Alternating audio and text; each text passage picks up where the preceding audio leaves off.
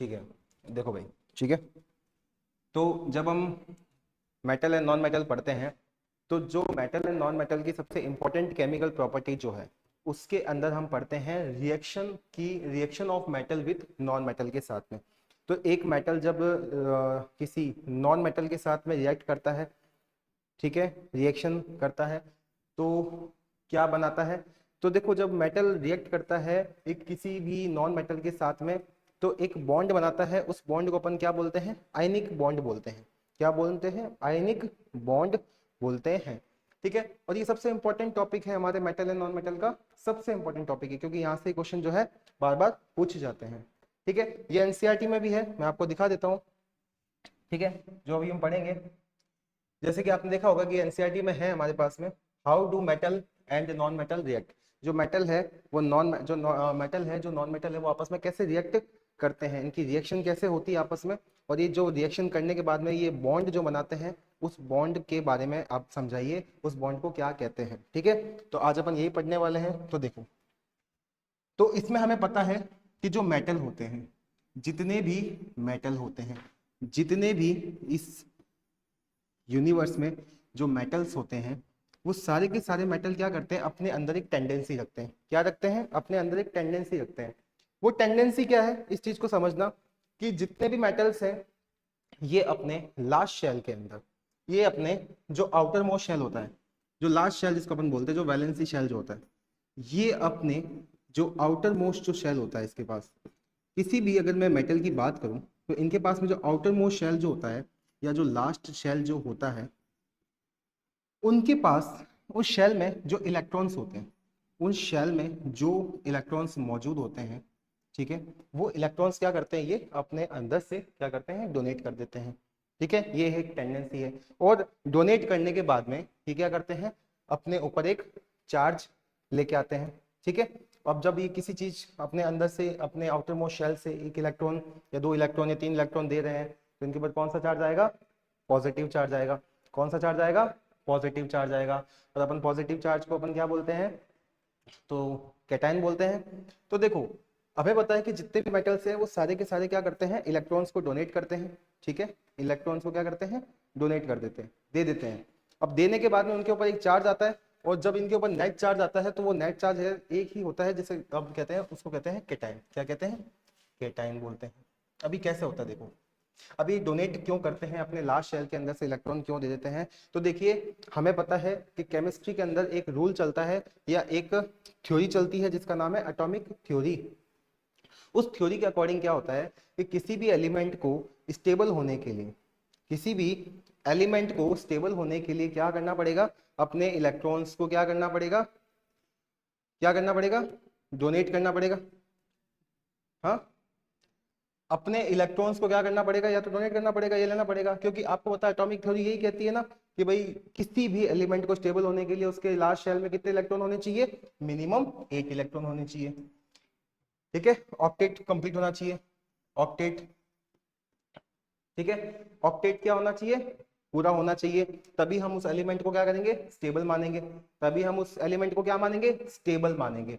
ठीक है, अब जब ये अपने इलेक्ट्रॉन्स को दे रहा है, तो ये क्या कर रहा है? अपने लास्ट शेल के अंदर क्या कर रहा है?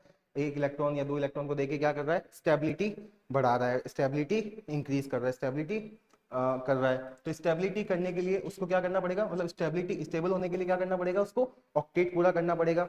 तो मिनिमम उसको क्या करना पड़ेगा? अपने शेल के लास्ट शेल में मिनिमम 8 इलेक्ट्रॉन तो रखने ही पड़ेंगे, तभी उसको मैं क्या बोलूंगा? स्टेबल बोलूंगा। नेक्स्ट, अब क्या होता है कि मान लो अगर मैं एग्जांपल लेता हूं एक सोडियम का, तो हमें पता है कि सोडियम है, उसका जो एटॉमिक नंबर है वो कितना है? 11। और जो उसका इलेक्ट्रॉनिक कॉन्फ़िगरेशन है वो है 281। अगर मैं इसके शेल बनाऊं, ठीक है, तो आप देखोगे इसके लास्ट शेल में एक इलेक्ट्रॉन है। अब ये क्या करेगा? अपने लास्ट शेल के इलेक्ट्रॉन को क्या करेगा? डोनेट कर देगा। क्या कर देगा? डोनेट कर देगा। और डोनेट करने के बाद में इसके पास कितने इलेक्ट्रॉन्स बचेंगे पीछे? 28। टोटल कितने हो गए? 10 इलेक्ट्रॉन्स हो गए। अब जब इसका हम इलेक्ट्रॉनिक कॉन्फ़िगरेशन लिखेंगे, वो लिखेंगे 28। तो यहाँ पे आपने देखा कि लास्ट शेल में क्या हो गए? लास्ट शेल में 8 इलेक्ट्रॉन्स आ गए। अब लास्ट शेल क्या हो गया इसका? एल हो गया। अब लास्ट शेल में 8 इलेक्ट्रॉन्स आ गए, इसका मतलब अब इसने क्या किया? अपना ऑक्टेट कंप्लीट कर लिया। अब ऑक्टेट कंप्लीट कर लिया है तो ये एक स्टेबल है। अब इसके ऊपर एक चार्ज आएगा, क्यों? क्योंकि चार्ज क्या बताता है कि किसी भी एलिमेंट ने कोई इलेक्ट्रॉन क्या किया है, दिया है या फिर लिया है। ठीक है, ये है मेटल्स। जब एक मेटल के पास एक टेंडेंसी होती है कि वो अपने इलेक्ट्रॉन्स को क्या करता है, डोनेट कर देता है। ठीक है, और उसको स्टेबल होने के लिए मिनिमम कितने इलेक्ट्रॉन की जरूरत होती है? अपने शेल के अंदर लास्ट शेल में 8 इलेक्ट्रॉन्स की जरूरत होती है। ठीक है, ये एटॉमिक थ्योरी कहती है। ठीक है, जैसे अपने बात करें कि एक होता है डुप्लेट और एक होता है ऑक्टेट, एटॉमिक थ्योरी ये भी कहती है कि अगर कोई एलिमेंट अपना डुप्लेट कर रहा है तो भी अपन उसको क्या बोलेंगे, स्टेबल बोलेंगे, और ऑक्टेट कर रहा है तो भी उसको क्या करेंगे, अपन क्या बोलेंगे, उसको उसको क्या बोलेंगे, स्टेबल बोलेंगे। अगर ऑक्टेट पूरा कर रहा है, डुप्लेट पूरा कर रहा है, तो इसको क्या बोलेंगे, स्टेबल बोलेंगे। अब हम बात करते हैं नॉन मेटल की। ठीक है, अब जैसे हमने बात की सोडियम का एग्जाम्पल लिया हमने यहाँ पे। ठीक है, सोडियम का एग्जाम्पल लिया। अब ये कैसा बन गया है, अब ये देखो सोडियम जो है वो कैसे बन गया है।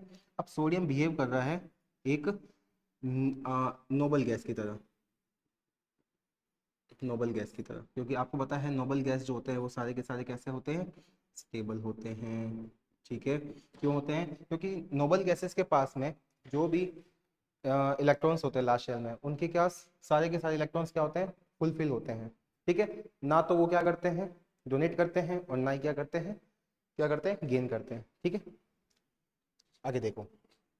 अब अपन नेक्स्ट पढ़ते हैं इसके बारे में कि जो मेटल है वो नॉन मेटल के साथ रिएक्ट कैसे करेगा। देखो, तो आपको पता है कि जैसे मेरे पास में सोडियम है, ठीक है, और मेरे पास एक नॉन मेटल है क्लोरीन। ठीक है, इनको आपस में मुझे क्या करना है, रिएक्ट करवाना है। तो इनको आपस में रिएक्ट करवाने से पहले मुझे क्या करना पड़ेगा, इनके इलेक्ट्रॉन्स चेक करने पड़ेंगे, इनके इलेक्ट्रॉन्स चेक करने पड़ेंगे।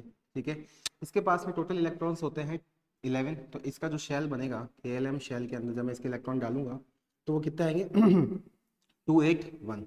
ठीक है, ये इसका क्या हो जाएगा, ये इसका क्या हो जाएगा, ये इसका हो जाएगा आपका electronic configuration with atomic number. ठीक है, अब ये क्या करेगा भाई साहब, ये लास्ट अपने इलेक्ट्रॉन जो लास्ट शेल के अंदर जो इसका इलेक्ट्रॉन है M शेल में, वो क्या करेगा, एक इलेक्ट्रॉन क्या करेगा, डोनेट कर देगा।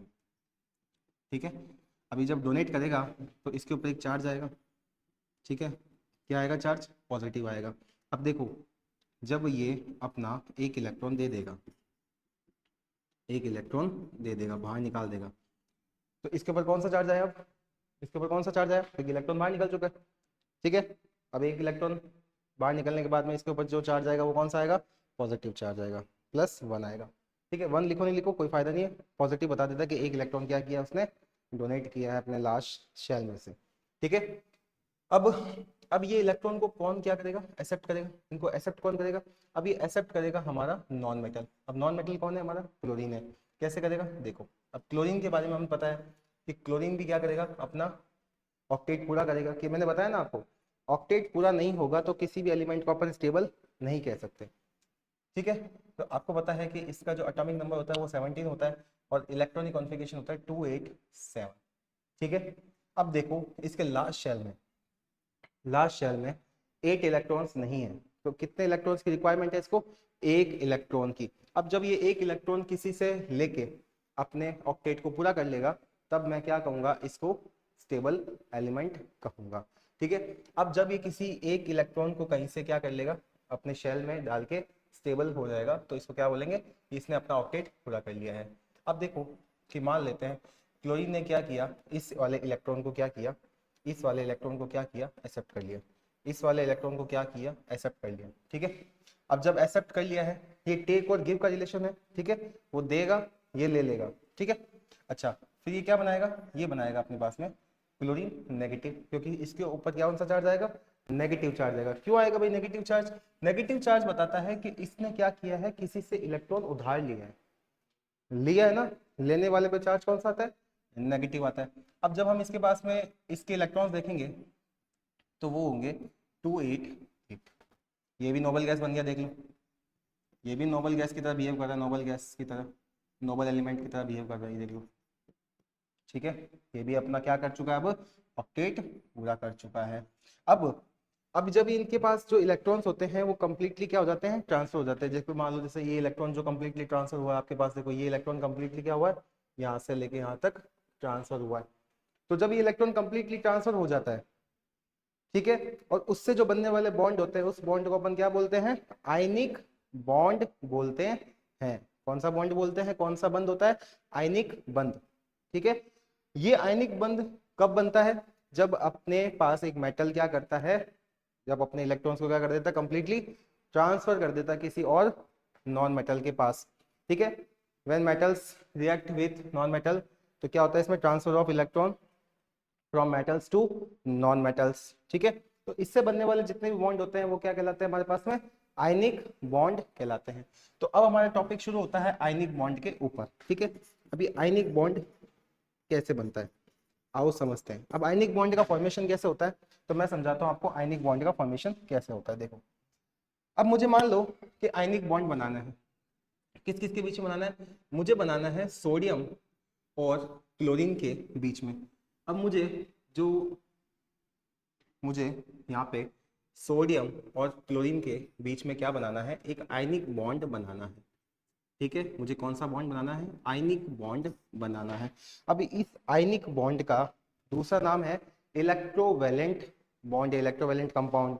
ठीक है, एक नाम और है इसका, एनसीईआरटी में दे रखा है। तो अब मुझे क्या करना है, इन दोनों के बीच में मुझे क्या बनाना है, एक आयनिक बॉन्ड बनाना है।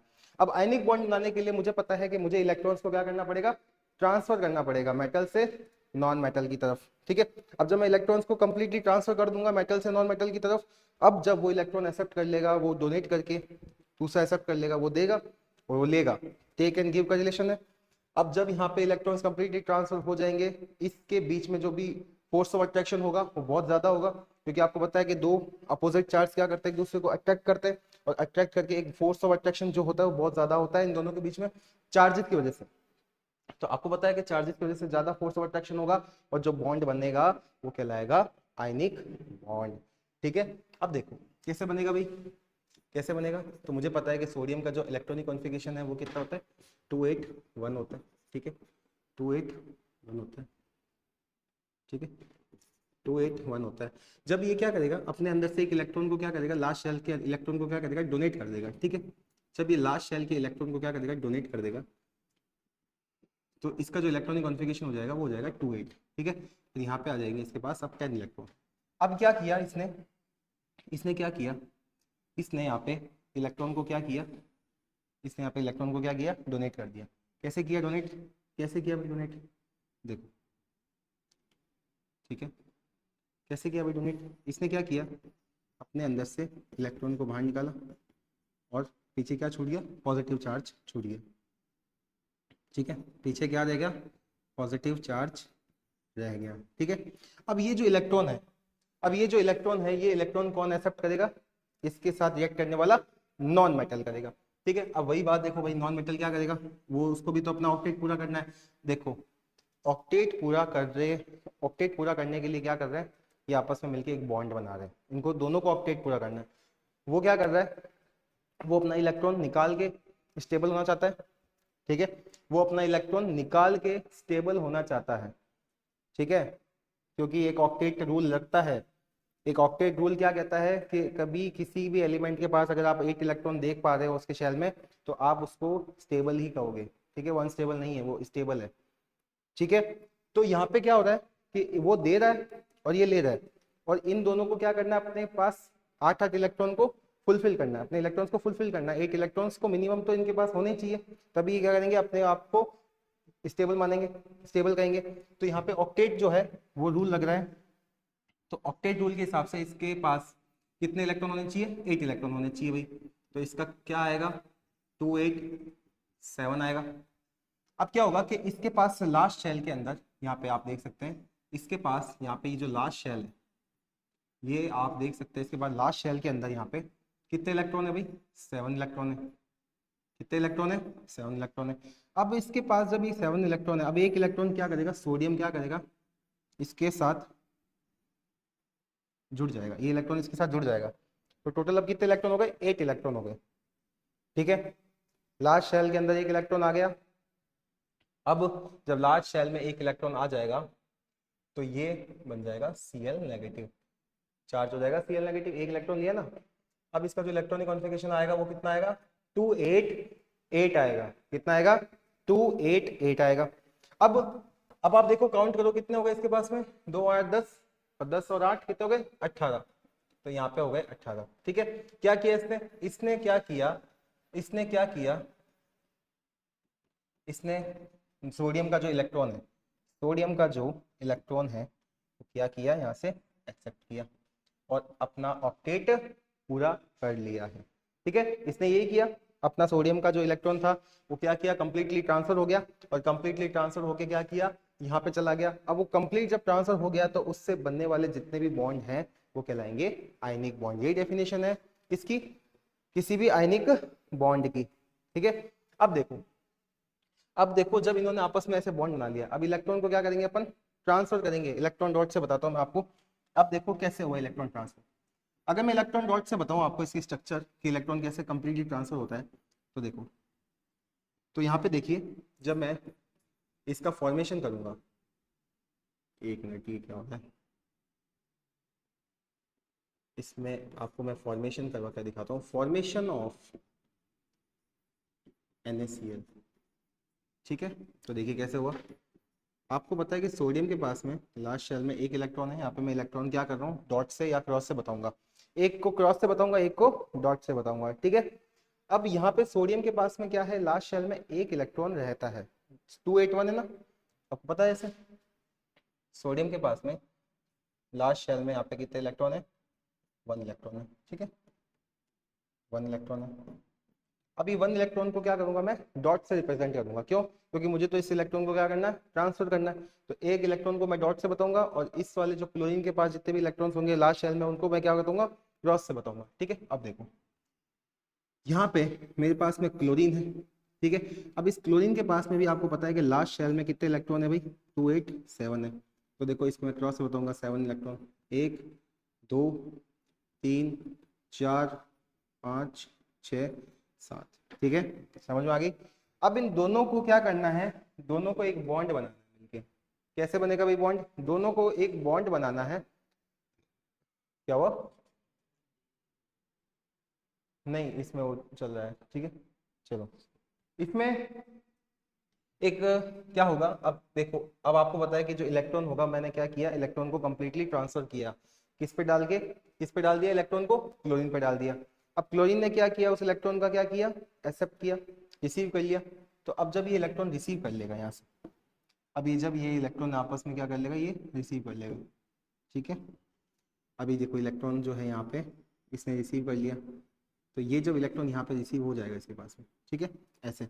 तो अब क्या होगा, अब आपको पता है कि इसके ऊपर एक चार्ज आ जाएगा, जिसको अपन क्या बोलेंगे, पॉजिटिव कैटाइन। ठीक है, और Cl के ऊपर, Cl के ऊपर नेगेटिव चार्ज आ जाएगा। ठीक है, Cl के ऊपर नेगेटिव चार्ज रहेगा।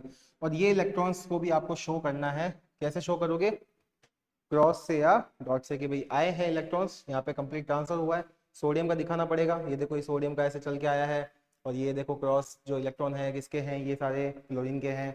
ये किसका है, ये सोडियम का है। देखो दोबारा बनाते हैं। तो पहले से कितने इसके पास कितने थे भाई, इसके पास थे 7, अब कितने हो गए इसके पास में, 8, ऐसे। और इसको बॉक्स में बंद करके इसके ऊपर चार्ज लगा दोगे माइनस। ठीक है, और अब आप क्या करोगे, अब आप क्या करोगे भाई, अब आप कह दोगे कि अब, ठीक है, अब आप क्या करोगे, इन दोनों को अब आप कैसे लिखोगे, एक साथ NaCl लिखोगे। ठीक है, और जब आप इसको पानी में डालोगे, ठीक है, जब आप इसको पानी में डालोगे तो वही क्या करेंगे, अपने आयंस में, रेस्पेक्टिव आयंस में क्या हो जाएंगे, डिसोशिएट हो जाएंगे, पॉजिटिव और नेगेटिव में। तो ऐसे बनता है हमारे पास में कोई आयनिक बॉन्ड। अब देखो इसके बीच में, देखो इसके बीच में क्या होता है, एक फोर्स ऑफ अट्रैक्शन लगता है। ठीक है, एक फोर्स लगता है। ठीक है, ठीक है, इनके बीच में एक फोर्स ऑफ अट्रैक्शन लगता है ड्यू टू चार्जेस। क्योंकि आपको पता है कि पॉजिटिव चार्ज क्या करता है, नेगेटिव चार्ज को अट्रैक्ट करता है। अपोजिट चार्जेस जो होते हैं वो हमेशा क्या होता है, एक दूसरे के अपने एक दूसरे को क्या करते हैं, अट्रैक्ट करते हैं। तो इनके पास क्या होता है, एक फोर्स ऑफ अट्रैक्शन पैदा होता है और उस फोर्स ऑफ अट्रैक्शन से जितने भी बॉन्ड बनते हैं वो सारे क्या कहलाते हैं, आयनिक बॉन्ड बनाते हैं, आयनिक बॉन्ड कहलाते हैं। ठीक है, ये आपके एनसीईआरटी में लिखा हुआ है, यही आपके एनसीईआरटी में लिखा हुआ है, इधर देखिए आप लोग। तो एनसीईआरटी में यही लिखा हुआ है कि जब इसमें 3.3 में देख सकते हैं, पेज नंबर 46 है। तो देखिए इसमें क्या लिखा हुआ है, in above activities you show the reaction of metal with a number of reagent. तो अब यहाँ से देखिए, why do metals react in this manner, let us recall what we learned about electronic configuration of element in class 9। ने बताया कि आप 9th में, क्लास 9th में क्या कर चुके हैं, एलिमेंट्स के जितने भी इलेक्ट्रॉनिक कॉन्फ़िगरेशन उनको पढ़ चुके हैं। ठीक है, अब आपको बोला है we learn that noble gases which have completely filled valency shell. आपको पता है नोबल गैस के पास सारे के सारे क्या है, वैलेंसी शेल में इलेक्ट्रॉन्स फिल्ड फुलफिल है। तो यही बोल रहा है कंप्लीट है उनके पास वैलेंसी शेल, मिनिमम 8 इलेक्ट्रॉन्स तो होंगे ही होंगे। ठीक है, मतलब वैलेंसी शेल पूरा है, कंप्लीट है। Show little chemical activities, we therefore explain the reactivity of elements as a tendency to attain completely filled valency shell. Let us have a look at the electronic configuration of noble gases, some metal and non-metal. ठीक है, उसके बाद देखो क्या लिखा हुआ है, we can see from table 3.3, ये हमें टेबल भी मिली है 3.3 की, इसमें हम देख लेंगे। Sodium atom has one electron in its outer most shell. क्या बोला है कि सोडियम के पास एक इलेक्ट्रॉन है आउटर मोस्ट शेल में। It if it loses the electron from its M shell, तो मैंने बताया था आपको, यहाँ पे क्या कहा था मैंने, ये देखो ये रहा इसका एम शेल, ये देखो ये रहा इसका एम शेल, ये के शेल हो गया, ये एल शेल हो गया, ये एम शेल हो गया। तो ये एल अपने एम शेल से क्या करेगा, एम शेल से क्या करेगा, इसका जो लास्ट शेल है वो क्या है, एम ही है। तो अपने एम शेल से क्या करेगा, ये इलेक्ट्रॉन क्या करेगा, डोनेट करेगा। ठीक है, जब ये डोनेट करेगा या लूज करेगा, ठीक है, और then it L shell now become the outer most shell. अब जब ये अपना वो इलेक्ट्रॉन एम शेल से निकाल देगा तो पीछे जो शेल बचेगा वो कौन सा बचेगा, अब एल शेल बचेगा। कौन सा शेल बचेगा, एल शेल बचेगा, वही कहलाएगा आउटर मोस्ट शेल। अब उस शेल में कितने इलेक्ट्रॉन रह जाएंगे, अब उसमें उसमें कितने इलेक्ट्रॉन थे, 8 इलेक्ट्रॉन थे। तो यही है L shell now become the, अब एल शेल क्या बन गया है, उसका आउटर मोस्ट शेल बन गया है, become the outer most shell that has stable octet. अब क्या हो गया कि अब उसने ऑक्टेट पूरा कर लिया है एज ऑक्टेट रूल। यही कहता है कि किसी भी एलिमेंट के पास उसके लास्ट शेल में मिनिमम 8 इलेक्ट्रॉन होने चाहिए, तभी उसको अपन क्या कहेंगे, स्टेबल कहेंगे। ठीक है, the nucleus of this atom still have 11 protons. ये आपको बताइए, आपने पढ़ रखा है कि न्यूक्लियस के पास क्या है, 11 प्रोटॉन्स है। ठीक है, और जितने इलेक्ट्रॉन होते हैं उतने प्रोटॉन होते हैं, but the number of electron has become 10। ठीक है, net positive charge given a sodium cation, one on the other hand chlorine has 7 electron in its outer most shell. उसके बाद देखो दूसरी तरफ क्या बोलता है कि क्लोरीन के पास 7 इलेक्ट्रॉन होते हैं उसके आउटर मोस्ट शेल में। कैसे होते हैं भाई, कैसे होते हैं, तो देखिए आप लोग, जैसे यहाँ पे मेरे पास में क्लोरीन है।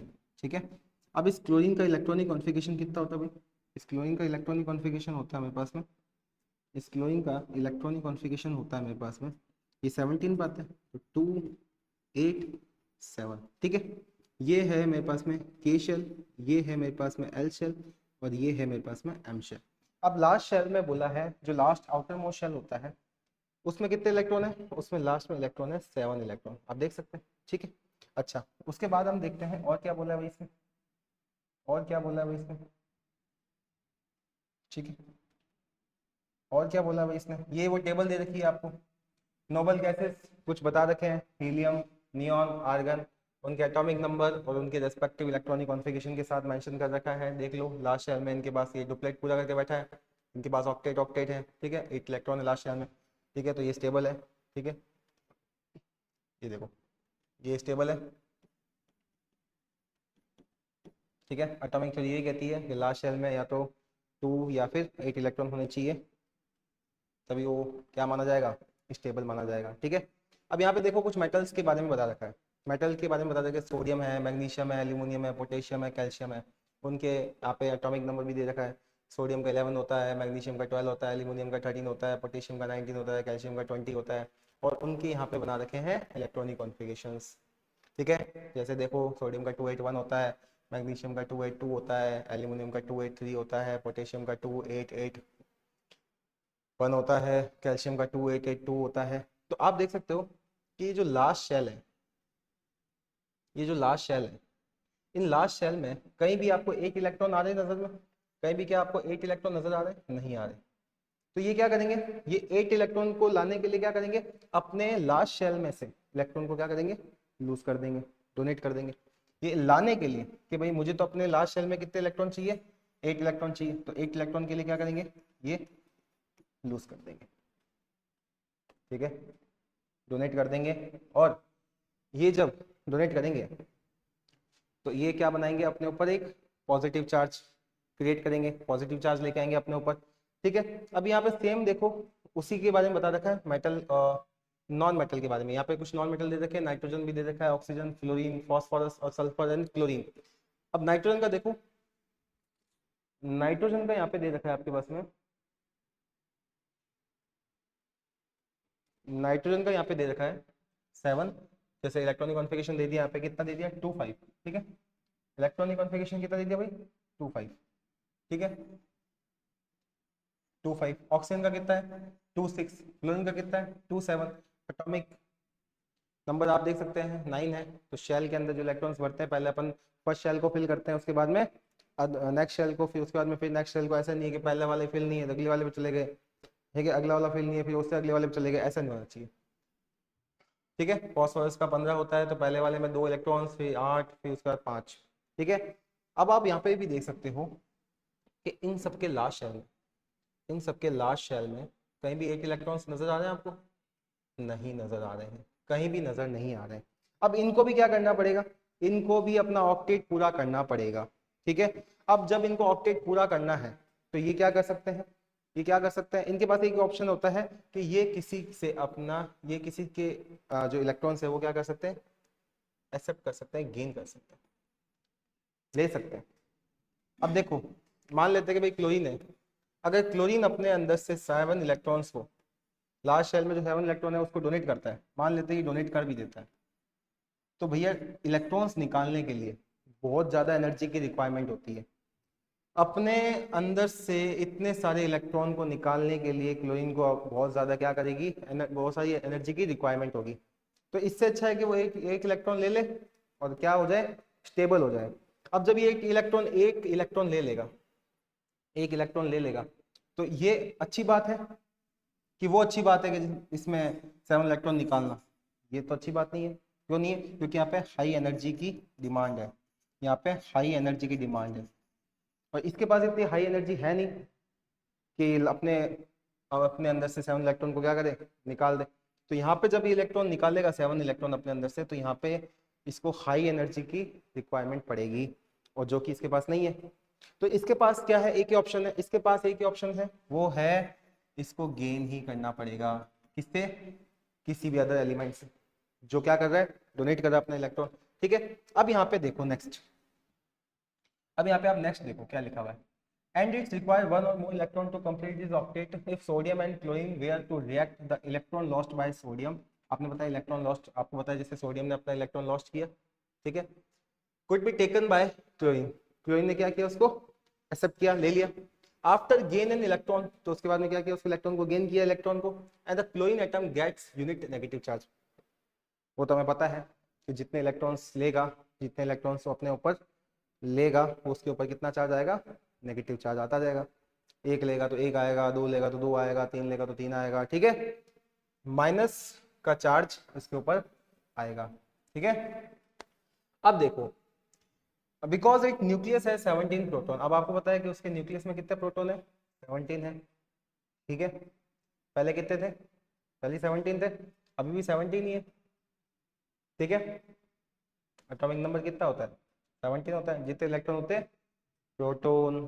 ठीक है, अब क्या हुआ, उसके पास में 18 इलेक्ट्रॉन आ गए। ठीक है, कितना आ गए, 18 इलेक्ट्रॉन आ गए। This give us chlorine anion Cl minus, so both these elements can give and take relation between, ये देखो ये लाइन लिखी हुई, give and take relation between them। ठीक है, इन दोनों का जो रिश्ता है वो क्या है, गिव एंड टेक का रिश्ता है, एक देगा दूसरा लेगा। ठीक है, और एक बॉन्ड बनाएगा। ठीक है, जो बॉन्ड बनेगा उसको क्या बोलेंगे, आयनिक बॉन्ड बोलेंगे। देखो यहाँ पे भी लिखा हुआ है, सोडियम के पास पहले कितने थे, 281 थे। ठीक है, अब उसने अपना एक इलेक्ट्रॉन क्या किया, यहाँ से निकाल दिया, अपना लूज कर दिया, लॉस्ट कर दिया, पीछे क्या बचा, 2 8 बचा। तो सोडियम क्या बन गया, अपने ऊपर एक चार्ज लगा के कैटायन बन गया, है ना। सोडियम क्या बन गया, सोडियम क्या बन गया, अब कैटायन बन चुका है। सोडियम न्यूट्रल थोड़ी है, सोडियम तो अब कैटायन के रूप में आ चुका है ना।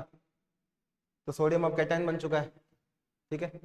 सोडियम क्या बन चुका है, कैटायन बन चुका है। क्यों, क्योंकि उसने एक इलेक्ट्रॉन दिया है, ठीक है। दूसरा देखो, अब यहाँ पे क्लोरीन है।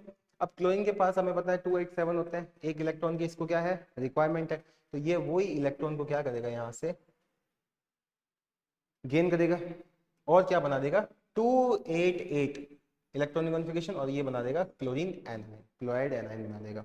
अब जब हम इसको इलेक्ट्रॉन डॉट से बताते हैं, एक को डॉट से दूसरा क्रॉस से, तो देखो इसको जब हम इलेक्ट्रॉन डॉट से बताते हैं तो कुछ इस तरीके से हम इसको लिखते हैं। अब इसको कंप्लीटली जब हम लिखते हैं और करके आगे, एनसीईआरटी में वैसे लिखा नहीं है, इसको ऐसे भी लिखा जा सकता है आगे करके, ठीक है।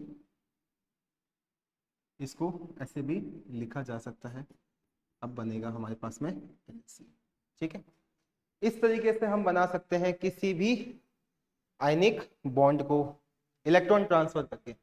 आगे चलिए, आगे क्या कह रहा है, आगे देखिए, sodium and chloride ions being oppositely charge attract each other. हमें पता है कि सोडियम जो है और जो क्लोरीन है वो क्या है, अब अपोजिट चार्जेस की वजह से क्या हो गए, एक दूसरे को उन्होंने अट्रैक्ट किया है, ठीक है। उनके बीच में कौन सा फोर्स ऑफ अट्रैक्शन है, आयनिक, ठीक है। Attract each other and held by strong electrostatic force. कौन सा फोर्स ऑफ अट्रैक्शन है, एक तो electrostatic force of attraction electrons की वजह से जो आया है, जो चार्जेस की वजह से आया है। जो फोर्स ऑफ अट्रैक्शन किसकी वजह से आया है, चार्जेस की वजह से आया है। तो उसको क्या बोलेंगे, electrostatic force of attraction to exist as sodium chloride NaCl। अब जो अब कैसे एग्जिस्ट करेंगे उसके बाद में वो करेंगे सोडियम क्लोराइड के रूप में। It should be noted that sodium chloride does not exist as molecule, ठीक है, but aggregates of oppositely charged ion. Let us see the formation of one or more ionic compound. इसने बोला है कि एक आप क्या करो, एक आयनिक कंपाउंड का और फॉर्मेशन करके दिखाओ, एक और बना के दिखाओ, किसके साथ, मैग्नीशियम और क्लोरीन के साथ। चलिए ठीक है, एक और भी बना के दिखा देते हैं, ये रहा। अब यहाँ पे हमने बात की है किसकी, अब हम बनाएंगे मैग्नीशियम क्लोराइड का। तो इसका जो फॉर्मूला होता है वो क्या होता है, MgCl2। कैसे होता है पता है ना आपको, Mg के पास वैलेंसी में 2 इलेक्ट्रॉन्स, क्लोरीन के पास कितने होते हैं, 1। तो इस क्रॉस करो तो क्या बनेगा, MgCl2। ये तो बहुत आता है, बेसिक है, तो 9 तो पढ़ा आपने, ठीक है। अब देखो यहाँ पे मैग्नीशियम के पास में कितने इलेक्ट्रॉन है, 12 इलेक्ट्रॉन है। तो अपने शेल के अंदर इसको क्या कर दिया, फिल कर दिया 282 के हिसाब से। अब देखो लास्ट शेल में इसके पास में इलेक्ट्रॉन कितने हैं, 2 इलेक्ट्रॉन है। अब लास्ट शेल में इसके पास में 2 इलेक्ट्रॉन है। अब ये क्या करेगा, अपने लास्ट शेल के अंदर जितने भी इलेक्ट्रॉन्स होंगे वो क्या करेगा, इनको डोनेट करेगा। इसको भी अपना क्या करना है, ऑक्टेट पूरा करना है, क्योंकि एटॉमिक थ्योरी यही कहती है कि किसी भी एलिमेंट को स्टेबल होने के लिए क्या करना पड़ेगा, उसको अपना ऑक्टेट पूरा करना होगा, ठीक है। तो मैग्नीशियम ने क्या किया, अब अपना ऑक्टेट पूरा करने के लिए अपने अंदर से, अपने लास्ट शेल के अंदर से 2 इलेक्ट्रॉन को बाहर फेंक दिया। अब जब ये बाहर फेंक देगा अपने 2 इलेक्ट्रॉन्स को, तो पीछे कितने बचेंगे, 10 बचेंगे। अब पीछे तब 10 बचेंगे तो चार्ज कौन सा आएगा, क्योंकि 2 इलेक्ट्रॉन आपने क्या किए इसके से, इससे मतलब इसने बाहर लिए, अपने बाहर फेंक दिए। तो अब पीछे कितने बचे, 28। कितने इलेक्ट्रॉन्स निकाले, 2 इलेक्ट्रॉन्स निकाले, चार्ज कितना आएगा, +2 का चार्ज आएगा, ठीक है। मैग्नीशियम क्या बन गया, अब कैटायन बन चुका है, ठीक है।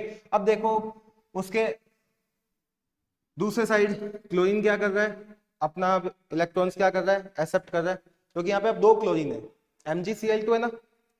अब एक क्लोरीन को एक चाहिए, 2 क्लोरीन को कितने चाहिए, 2 चाहिए। तो यहाँ पे देखो क्लोरीन को अब 2 इलेक्ट्रॉन्स चाहिए, ठीक है। तो यहाँ पे वैसे इसने एक एक करके बता रखा है, एक और बना देते हैं, ये लो 287, ठीक है। ये भी इलेक्ट्रॉन, ये एक और ये एक, ये भी क्या बनाएगा, Cl नेगेटिव बनाएगा, ठीक है। ये बन जाएगा क्लोराइड एनायन, ठीक है। अब इसमें आप देखिए कि कैसे हुआ फॉर्मेशन, MgCl2 कैसे बना, एक आयनिक कंपाउंड कैसे बना, देखो इसमें देखो 2 इलेक्ट्रॉन्स थे उसको मैंने डॉट से बताया, और फिर जो इलेक्ट्रॉन्स थे क्लोरीन के उनको मैंने क्रॉस से बताया, ठीक है। अब यहाँ पे क्या हुआ कि दोनों इलेक्ट्रॉन्स जो है वो एक एक क्लोरीन को मिल गए। दोनों इलेक्ट्रॉन्स किसके थे, मैग्नीशियम के थे, वो किसको मिल गए, क्लोरीन को मिल गए।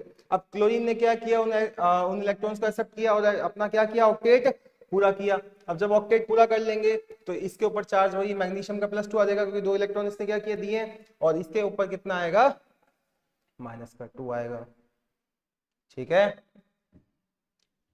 चलो इसको बना के देखते हैं, चलो इसको बना के देखते हैं।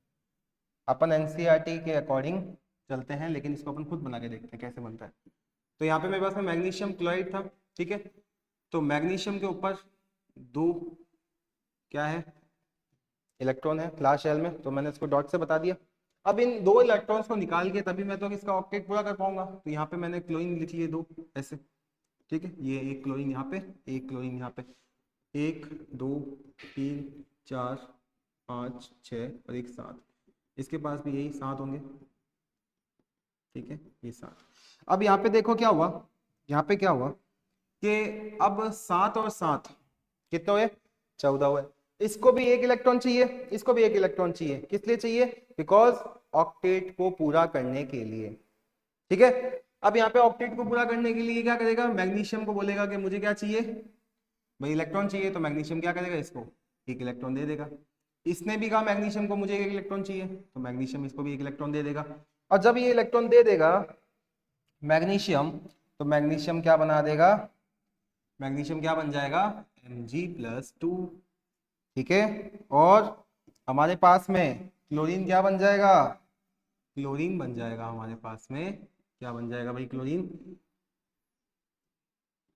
देखो 2 है ना क्लोरीन, तो मैंने इसको मल्टीप्लाई करेंगे अपन 2 से, जब अपन इसको ब्रैकेट खोलेंगे तो मल्टीप्लाई होगा 2 से, तो एक साथ मैंने इसमें 1 में लिख दिया है। 1 2 3 4 5 6 7 8, ठीक है। अब यहाँ पे देखो कि ये जो 2 इलेक्ट्रॉन थे जो एक एक क्लोरीन को मिले, ठीक है, वो आए कहाँ से, देखो वो आए कहाँ से, इसको थोड़ा मिटा देते हैं ऐसे करके, 1 मिनट रुको, इसको अपन सही से लिखते हैं, ठीक है। तो यहाँ पे 2 क्लोरीन है, तो यहाँ पे लगा देंगे 2 बार, ठीक है, और लगा देंगे इसका चार्ज, ठीक है। बाहर कौन सा चार्ज लगा देंगे, माइनस का लगा देंगे। अब जब ब्रैकेट ओपन होगा तो कितने निकलेंगे क्लोरीन, इसमें से 2 निकलेंगे, ठीक है। तो इस प्रकार से बनता है कोई भी आयनिक कंपाउंड, जब हम किसी भी आयनिक कंपाउंड को बनाते हैं with the help of electron dot structure, ठीक है। अब देखो ये किसके थे इलेक्ट्रॉन, दोनों, ये दोनों तो इसी के थे, ठीक है, ये दोनों इसी के थे, ठीक है। बाकी इसके पास तो कितने थे भाई, ठीक है, 1 2 3 4 5 6 और ये 7, ठीक है। तो इसके पास 2 आए, ठीक है। अब इसको और एक्सपेंड करते हैं थोड़ा सा, देखो ताकि आपको इजीली समझ में आए, क्योंकि यहाँ पे तो समझ आ जाता है, इसके बाद ज़्यादा समझ नहीं आता। तो देखो आप इसको ऐसे समझो, Mg+2 था, ठीक है। अब आपको क्या किया कि क्लोरीन और एक क्लोरीन ऐसे, ठीक है, 1 2 3 4 5 6 और एक 7, और इसका मैग्नीशियम का क्या था, एक इलेक्ट्रॉन था, ये रहा, समझ गए, ठीक है। अब आगे देखो नेक्स्ट वाले क्लोरीन का, तो 1 2 3 4 5 6 और एक 7, ठीक है। इसको भी मिल गया, क्या मिल गया, इसको भी एक इलेक्ट्रॉन मिल गया ऑक्टेट पूरा करने के लिए। अब यहाँ पे आप देख सकते हो, यहाँ पे आप देख सकते हो कि इन दोनों ने अपना ऑक्टेट पूरा किया, इसने भी अपना ऑक्टेट पूरा किया, ठीक है। ये क्या बना, ये बना कैटाइन, और ये भी क्या बनेंगे, इनके ऊपर भी चार्ज कौन सा आएगा, एक आएगा, नाइन, तो ये क्या बने, एनायन। अब लिखने का तरीका क्या है, लिखने का तरीका क्या है, इनको एक साथ लिखते कैसे हैं? तो देखो अपन इसको लिखेंगे ऐसे, Mg+2, ठीक है, Mg+2 ब्रैकेट में क्लोरीन को बंद करेंगे और इसको इलेक्ट्रॉन दे देंगे, ठीक है, यहाँ पे इसको इलेक्ट्रॉन दे देंगे, ठीक है, 1 2 3 4 5 6 7, ठीक है। और एक तो आपको पता ही है किसका था, ये इसका था ये, ठीक है। अब दो थे ना क्लोरीन, तो दो थे, तो अब दो के लिए क्या करेंगे अपन, ब्रैकेट लगाएंगे, ठीक है, और यहाँ पे दो लिख देंगे, ठीक है।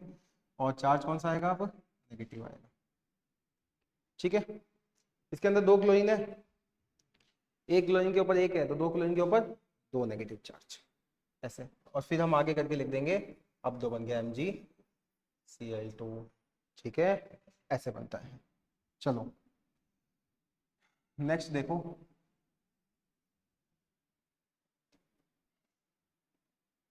अब इसकी डेफिनेशन देखो क्या लिख रही है। The compound form by this manner, the compound form by in this manner by the transfer of electrons from metal to non metal. क्या लिखा हुआ है ढंग से देखिए, बोर्ड एग्जाम के लिए बहुत इंपॉर्टेंट है कि किसी भी कंपाउंड को बनने के लिए, किसी भी कंपाउंड को बनने के लिए, इस टाइप के मैनर के अंदर बनने के लिए, जब इलेक्ट्रॉन ट्रांसफर किए जाते हैं एक मेटल से दूसरे नॉन मेटल के ऊपर, एक मेटल से दूसरे नॉन मेटल पे, तो उस प्रकार के कंपाउंड को क्या बोलते हैं, आयनिक कंपाउंड बोलते हैं। या फिर एक नाम और देते हैं, इलेक्ट्रोवैलेंट कंपाउंड। इलेक्ट्रोवैलेंट, वैलेंसी से जो इलेक्ट्रॉन ट्रांसफर हुए हैं, लास्ट शेल जो वैलेंसी शेल होता है ना, उस सेल से जो इलेक्ट्रॉन ट्रांसफर हुए, देखो इलेक्ट्रोवैलेंट, इलेक्ट्रो का मतलब क्या हो गया, इलेक्ट्रॉन, और वैलेंट का मतलब यहाँ पे हो जाता है वैलेंसी, ठीक है। वैलेंट का मतलब हो जाता है वैलेंसी, वैलेंसी शेल, ठीक है, VS लिख देते हैं। तो वैलेंसी सेल से जो भी इलेक्ट्रॉन्स क्या हुआ है, ट्रांसफर हुआ है, ठीक है। और ट्रांसफर होने के बाद में जो कंपाउंड बनाया है, उस कंपाउंड को अपन क्या बोलेंगे, आयनिक कंपाउंड या इलेक्ट्रोवैलेंट कंपाउंड बोलेंगे, ठीक है। Can you name the cation and anion present in MgCl2, बता सकते हो कि MgCl2 के अंदर कौन कैटायन है कौन एनायन है? यस, हम बता सकते हैं, बहुत इजी है ये तो, इससे ज्यादा इजी तो कुछ हो ही नहीं सकता। तो MgCl2 के अंदर, तो MgCl2 के अंदर आपको बताना है कि कौन कैटायन है और कौन एनायन है, बहुत इजी है। तो मैंने बताया था मैग्नीशियम क्या बनेगा, कैटायन बनेगा, और MgCl2 के अंदर Cl2 क्या बनेगा, एनायन बनेगा, ये बनेगा ना। तो यहाँ पे कैटायन के रूप में ये ऐसे बनाना पड़ेगा, और आपको Cl, ठीक है। आगे देखिए, अब इसकी प्रॉपर्टीज के बारे में हम पढ़ते हैं, प्रॉपर्टीज ऑफ आयनिक कंपाउंड। अब इसकी कुछ प्रॉपर्टीज के बारे में जान लेते हैं, इसकी प्रॉपर्टी के बारे में जानना बहुत ज्यादा इंपॉर्टेंट है, ठीक है। आयनिक कंपाउंड की प्रॉपर्टीज के बारे में जान लेते हैं। तो आइए इसकी प्रॉपर्टीज के बारे में जान लेते हैं, क्या बोल रही है इसकी प्रॉपर्टीज। एक तो ये स्क्रीन थोड़ी सी, ठीक है ना। पहली प्रॉपर्टी है फिजिकल नेचर। इसकी दिखती कैसी है, तो आयनिक कंपाउंड दिखता कैसा है, फिजिकल का मतलब है अपीयरेंस, दिखने में कैसा होता है ये। देखो आयनिक कंपाउंड जितने भी होते हैं वो कैसे एग्जिस्ट करते हैं, सॉलिड के रूप में एग्जिस्ट करते हैं, सॉलिड्स होते हैं, ठोस होते हैं, सॉलिड्स होते हैं, ठीक है। आपने नमक देखा होगा, आपने नमक को देखा है, नमक क्या होता है, सॉलिड होता है, लिक्विड होता है, गैस होता है, सॉलिड होता है, ठीक है। And are somewhat hard because of the strong force of attraction. क्योंकि हार्ड इसलिए है क्योंकि उनके बीच में एक स्ट्रॉन्ग फोर्स ऑफ अट्रैक्शन है। उस फोर्स ऑफ अट्रैक्शन को क्या बोलेंगे, electrostatic force of attraction between the positive and negative ion. जो पॉजिटिव आयन है जिसको हम क्या बोलते हैं, कैटायन बोलते हैं, और नेगेटिव आयन जिसको क्या बोलते हैं, एनायन बोलते हैं। तो इन दोनों के बीच में क्या है, एक फोर्स ऑफ अट्रैक्शन है, एक बहुत ज्यादा स्ट्रॉन्ग, या बहुत ज्यादा अपन कह सकते हैं एक स्ट्रॉन्ग फोर्स ऑफ अट्रैक्शन है, जिसकी वजह से क्या हो रहा है कि ये बहुत ज्यादा क्या है, स्ट्रॉन्ग है बॉन्ड इसका, ठीक है। तो तोड़ने के लिए हमें क्या करना पड़ेगा, बहुत ज्यादा मेल्टिंग पॉइंट या बॉइलिंग पॉइंट देना पड़ेगा, ठीक है। आगे देखिए, आगे देखिए क्या लिखा हुआ है इसमें,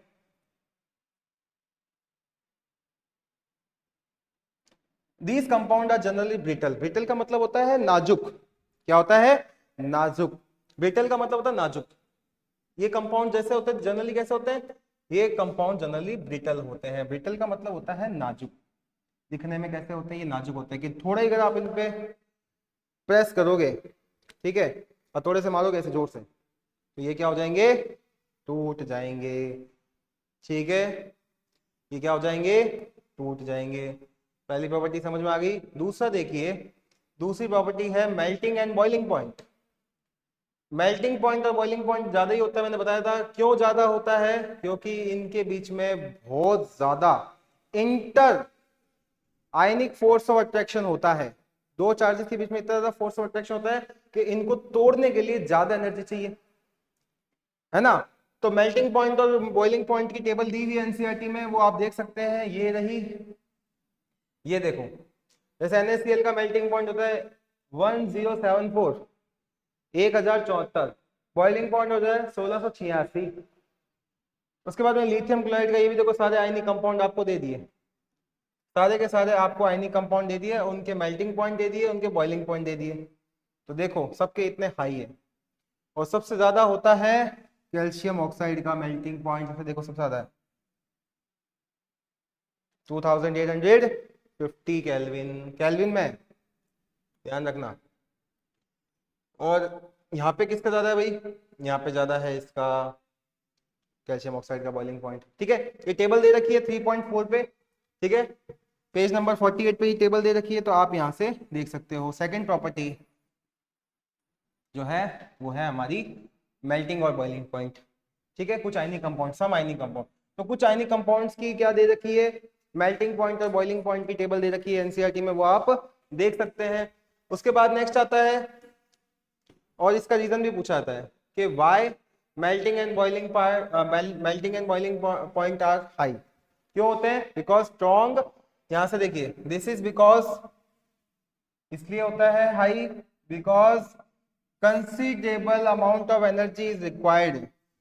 तोड़ने के लिए हमें कुछ एनर्जी की क्या होगी, रिक्वायरमेंट होगी। क्यों, क्योंकि यहाँ पे strong inter ionic force of attraction है दोनों के बीच में।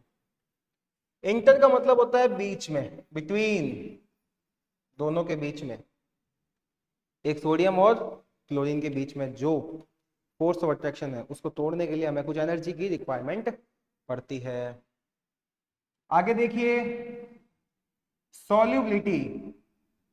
अब आगे देखिए, नेक्स्ट प्रॉपर्टी है हमारी तीसरी, सॉल्युबिलिटी। देखिए ध्यान से देखिए, सॉल्युबिलिटी, ठीक है, सॉल्युबिलिटी। जो आयनिक कंपाउंड होते हैं या जो इलेक्ट्रोवैलेंट कंपाउंड होते हैं, क्या ये पानी में घुल सकते हैं, तो देखिए electrovalent compound are generally soluble in water. पानी में सॉल्युबल है, इसका मतलब पानी में क्या हो सकते हैं, ये इजीली घुल सकते हैं। बट इनसॉल्युबल होते हैं कुछ सॉल्वेंट्स में, ठीक है, जैसे कि सच एज केरोसिन और पेट्रोल। तो ये इनमें क्या करते हैं, अपनी सॉल्युबिलिटी शो नहीं करते, ये इनसॉल्युबल होते हैं कुछ सॉल्वेंट में, जैसे कि आपको बताया केरोसिन हो गया, पेट्रोल हो गया, ठीक है। इनमें क्या करते हैं, ये इनसॉल्युबिलिटी शो करते हैं, नहीं करते, ये इनसॉल्युबल होते हैं किस सॉल्वेंट्स में, जस्ट सच एज केरोसिन और पेट्रोल। ठीक है, आप इनमें डाल दोगे केरोसिन में, कभी पेट्रोल में, तो ये जो इलेक्ट्रोवैलेंट कंपाउंड है, जो आयनिक कंपाउंड है, वो कभी भी नहीं घुलेगा। ठीक है, अब आगे देखिए, आगे क्या है, फोर्थ, कंडक्शन ऑफ इलेक्ट्रिसिटी। क्या आयनिक कंपाउंड इलेक्ट्रिसिटी कंडक्ट कर सकते हैं, तो आंसर यस, कर सकते हैं, बट कैसे, how, the conduction of electricity through a solution involve the movement of charge particle. हमें पता है कि अगर हमें इलेक्ट्रिसिटी पास करवानी है किसी भी सॉल्यूशन में, तो हमें क्या करना पड़ेगा भाई, हमें क्या करना पड़ेगा, तो हमें उसके लिए कुछ आयंस की रिक्वायरमेंट पड़ेगी, हमें आयंस डालने पड़ेंगे उस सॉल्यूशन में। तो आयंस की मूवमेंट से क्या होगा, क्या होगा, इलेक्ट्रिसिटी कंडक्ट होगी। तो अ solution of ionic compound in water contain ions. तो अगर किसी सॉल्यूशन में आयनिक कंपाउंड है, कोई भी आयनिक कंपाउंड ले लो, NaCl ले लो, मैं तो कह रहा हूं एग्जांपल NaCl ले लो, अगर NaCl है, तो वो क्या करेंगे, अपने रेस्पेक्टिव आयंस में क्या करेंगे, टूट जाएंगे, और इलेक्ट्रिसिटी क्या होगी, पास होगी आयंस की मदद से। तो लिखा हुआ है a solution of an ionic compound in water contain ions which move to the opposite electrodes. आपको पता है, एक कैथोड पे जाएगा, दूसरा एनोड पे जाएगा, ठीक है। When electricity is pass through the solution, ionic compound in the solid state do not conduct electricity. Solid state में ये इलेक्ट्रिसिटी कंडक्ट नहीं करते। तो ये किस में करते हैं? ये एक्वस सॉल्यूशन में करते हैं या मॉल्टन स्टेट में करते हैं। ये एक्वस में करेंगे, सॉलिड में तो करेंगे नहीं। तो आपको पता है यहाँ पे लिखा हुआ electricity because movement of ion in the solid dot solid is not possible. तो सॉलिड में तो मूवमेंट होता नहीं आयंस का। तो कब होता है मूवमेंट? जब हम उसको एक्वस फॉर्म में डालते हैं, एक्वस फॉर्म में लेके आते हैं, तभी क्या करेंगे? अपने आयंस के क्या करेंगे? मूवमेंट शो करेंगे। तो यहाँ पे लिखा हुआ है देखो, आयनिक कंपाउंड, ये इतनी इंपॉर्टेंट है ये लाइन देखो, ionic compound in the solid state do not conduct electricity because movement of ions in the solid is not possible due to rigid structure. बहुत ज्यादा क्या होता है, सॉलिड के बीच में जो पार्टिकल होते हैं वो बहुत ही ज्यादा क्या होते हैं, आपस में क्लोजली अट्रैक्ट होते हैं, बहुत तेजी से, मतलब बहुत पास पास होते हैं, ठीक है। But ionic compound conduct electricity in मॉल्टन state. मतलब वो बात कर रहा है कि अब इसको जब हम एक्वस में डाल देंगे, मॉल्टन में डाल देंगे, मॉल्टन स्टेट में लेके आएंगे, लिक्विड स्टेट में लेके आएंगे, तो ये क्या करेगा? इलेक्ट्रिसिटी कंडक्ट करेगा। This is possible in the molten state since electrostatic force of attraction between the opposite charge ion are overcome. तो इससे बाहर आएगा वो ड्यू टू हीट, ठीक है। हीट मिलेगी तो क्या होंगे? वो फोर्स ऑफ अट्रैक्शन कम होगा, तो फोर्स ऑफ अट्रैक्शन कम होगा तो आयंस डिसोशिएट हो जाएंगे, ठीक है। और अगर आयन डिसोशिएट हो गए तो वो इलेक्ट्रिसिटी कंडक्ट करेंगे। द आयंस मूव फ्रीली, मैंने बताया ना, वो फ्रीली क्या करेंगे? अपनी जिंदगी को जिएंगे और वो मूवमेंट करेंगे एंड कंडक्ट इलेक्ट्रिसिटी, ठीक है। जब हम उसको हीट देंगे तो वो चार्ज, जो फोर्स ऑफ अट्रैक्शन है वो क्या हो जाएगा? कम हो जाएगा, तो वो अपने रेस्पेक्टिव आयंस में टूट जाएंगे और फ्रीली मूव करके या फिर वो इलेक्ट्रिसिटी कंडक्ट करेंगे, ठीक है। आगे देखिए, ये है प्रॉपर्टीज। तो हमने कौन कौन सी प्रॉपर्टी पढ़ी? हमने पढ़ा फिजिकल नेचर, हमने पढ़ा मेल्टिंग एंड बॉइलिंग पॉइंट, हमने पढ़ी सॉलिबिलिटी, हमने पढ़ा कंडक्शन ऑफ इलेक्ट्रिसिटी। अब इसके कुछ क्वेश्चन है वो देख लेते हैं, उसके बाद हम बात करते हैं नेक्स्ट टॉपिक के ऊपर, ठीक है। इन टेक्स्ट क्वेश्चन देखिए, पहला क्वेश्चन क्या है कि right the electron dot structure of sodium, oxygen and magnesium. यहाँ पे कुछ एलिमेंट्स के नाम दे रखे आपको, उनकी इलेक्ट्रॉन डॉट स्ट्रक्चर बनानी है आपको। चलो बना लेते हैं। पहला क्वेश्चन है कि आपको इसकी इलेक्ट्रॉन डॉट स्ट्रक्चर बनानी है। किसकी बनानी है? सोडियम की बनानी है। उसके बाद में किसकी बनानी है भाई? किसकी बनानी है आपको? आपको बनानी है फिर मैग्नीशियम की बना देंगे, फिर ऑक्सीजन की बना देंगे, ठीक है। तो सोडियम की इलेक्ट्रॉन डॉट स्ट्रक्चर क्या होगी? यही होगी। लास्ट शेल के अंदर एक इलेक्ट्रॉन को क्या करोगे आप? डॉट से बता दोगे। फिर उसके बाद में मैग्नीशियम की बताओ क्या होगी? मैग्नीशियम की ये होगी इलेक्ट्रॉन डॉट स्ट्रक्चर। और ऑक्सीजन की क्या होगी? इसमें क्या होते हैं भाई? कितने होते हैं ऑक्सीजन? कितने पाता है? कितने पाता है? 6 पाता है, sure. Hydrogen, helium, lithium, beryllium, boron, carbon, nitrogen, oxygen, कितने पाता है? 8 पे आता है, याद कर लो टेबल। तो इसके पास जो शेल में, लास्ट शेल में कितने इलेक्ट्रॉन होंगे? 6। तो इसके पास 6 इलेक्ट्रॉन होंगे, तो 6 लगा दो, 1 2 3 4 5 6, ये बन गई स्ट्रक्चर, ये बन गई स्ट्रक्चर। ये है electron dot structure of these element, बन गई स्ट्रक्चर, ठीक है। देखो फिर बोला है Na2O का और MgO का फॉर्मेशन करो bye the transfer of electron. वही वाला है, आपको आयनिक कंपाउंड बनाना है। किसका बनाना है आयनिक कंपाउंड? बनाना है Na2 और MgO का बनाना है। तो चलो देखते हैं, पहले बनाते हैं Na2O का, ओके।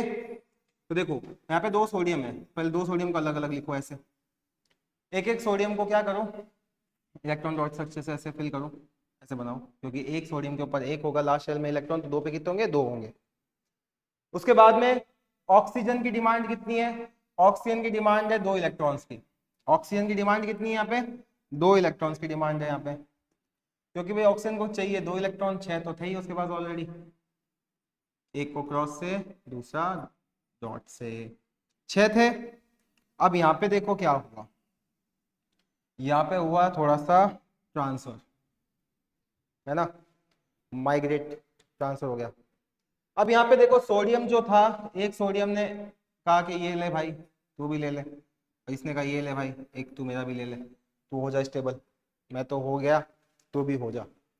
तो यहाँ पे देखो अब क्या बनेगा, तो यहाँ पे आप देखो, यहाँ पे आगे क्या बनेगा, तो सोडियम बन जाएगा, अपने ऊपर क्या लेके बैठेगा? Na+2, ठीक है। Na+2, अच्छा 2 है ना सोडियम, तो मैं इसको ब्रैकेट में बंद कर दूं ऐसे, ठीक है। और ऑक्सीजन क्या करेगा, ऑक्सीजन के पास में आ गए अब 8 इलेक्ट्रॉन, 2 सोडियम के आए थे, एक एक सोडियम से मिल गया, और बाकी उसके पास 6 ऑलरेडी थे ये, ठीक है। तो 1 2 3 4 5 6 और 2 थे हमारे पास में सोडियम के, ये रहे, ठीक है। आपको इस तरीके से बनाना है। और चार्ज कितना आएगा अब कितना आएगा चार्ज, 2 इलेक्ट्रॉन लिए ना, एक ऑक्सीजन ने कितने इलेक्ट्रॉन लिए, 2, तो अब चार्ज आएगा इसके ऊपर -2। क्या सही है ये स्ट्रक्चर, क्या सही है ये स्ट्रक्चर, क्या सही है ये इलेक्ट्रॉन ट्रांसफर डॉट स्ट्रक्चर। तो ये है हमारा, जब हमने इलेक्ट्रॉन को क्या किया, कंप्लीट ट्रांसफर कर दिया, तो यहाँ पर जो ट्रांसफर हुआ इलेक्ट्रॉन्स, इसको हम बोलेंगे आयनिक बॉन्ड, इसको हम क्या बोलेंगे, आयनिक बॉन्ड बोलेंगे, ठीक है। 2 सोडियम थे, मैंने इसको क्या किया, ब्रैकेट में बंद करके 2 लगा दिया, यहाँ पे अंदर प्लस लगा दिया, जब ये ओपन होगा तो अपने अपने चार्जेस के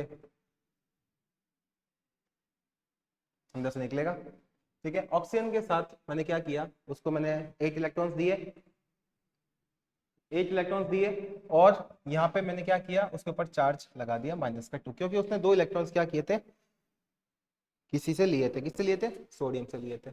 उसके बाद देखो, उसके बाद क्या होगा, यहाँ पे आप लिख दोगे Na2O इज फॉर्म, ऐसे होता है, ठीक है। नेक्स्ट हम करते हैं MgO का, मैग्नीशियम ऑक्साइड का। तो मैग्नीशियम ऑक्साइड के लिए मुझे मैग्नीशियम की जरूरत पड़ेगी और एक ऑक्सीजन की जरूरत पड़ेगी। तो मैग्नीशियम के पास में कितने होते हैं भाई, 2 लास्ट शेल में होते हैं ना 2, इसके पास में कितने होते हैं, इसके पास में होते हैं 6 इलेक्ट्रॉन, अभी बात हुई थी हमारी।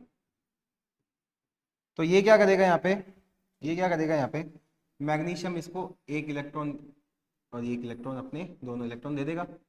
और ऑक्सीजन के पास जब ये 2 इलेक्ट्रॉन पहुंच जाएंगे तो ऑक्टेट हो जाएगा कंप्लीट, किसका, ऑक्सीजन का और मैग्नीशियम दोनों का।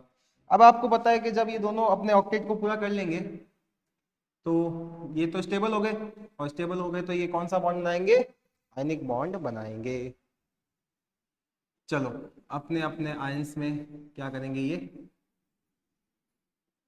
शो होंगे, ठीक है। Mg+2 क्योंकि 2 दिए ना, और ऑक्सीजन के पास कितना आएगा, 1 2 3 4 5 6 और 7, ठीक है। 2 इलेक्ट्रॉन मुझे यहाँ पे मैग्नीशियम के शो करने पड़ेंगे, 2 इलेक्ट्रॉन यहाँ पे मुझे मैग्नीशियम के शो करने पड़ेंगे, क्योंकि मैंने मैग्नीशियम से लिए है ना, तो मुझे यहाँ पे मैग्नीशियम के 2 इलेक्ट्रॉन बताने पड़ेंगे।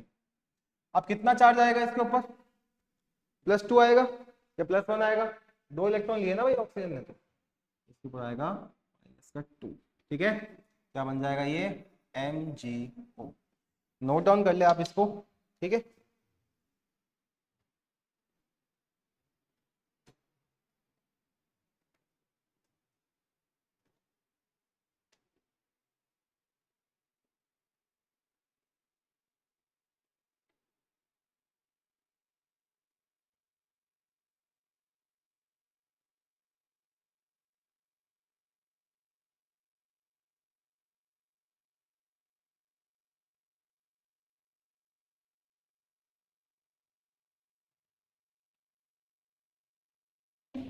ठीक है, आगे देखें, वाई डू, अच्छा इसका सेकंड पार्ट देखें। सेकंड पार्ट क्या कहता है, what are the ions present in this compound, इसमें कौन कौन सा आयन है, इसमें बताओ Na2O में, और इसमें बताओ MgO। इसमें कैटायन है, इसमें एनायन है, वही आपको बताना है, Na+2, इसमें O-2, इसमें बताना है Mg+2, और इसमें बताना है O-2, ठीक है। कैटायन बताना है कौन कौन से आयंस प्रेजेंट होते हैं इसमें। अब सेकंड क्वेश्चन देखिए, why do ionic compounds have high melting point, due to strong inter attraction force between 2 ions. दोनों के बीच में क्या है, दोनों के बीच में एक फोर्थ स्ट्रॉन्ग इंटर अट्रैक्शन है, देखो यहाँ पे लिखा हुआ भी है, इस प्रॉपर्टी मैंने अभी आपको बताया था, देखो ये लिखा हुआ, due to strong inter ionic force of attraction. इस वजह से क्या होता है, मेल्टिंग पॉइंट ज़्यादा होता है इनका। समझ में आई बात? ठीक है। उसके बाद आता है अक्रेंस ऑफ मेटल। ठीक है, कैसे कैसे मेटल हम प्राप्त करते हैं, कहाँ कहाँ से प्राप्त करते हैं और कैसे कैसे प्राप्त करते हैं, ये हम बाद में करेंगे इसको। ठीक है, तो ये था हमारा आज आयनिक कंपाउंड के ऊपर।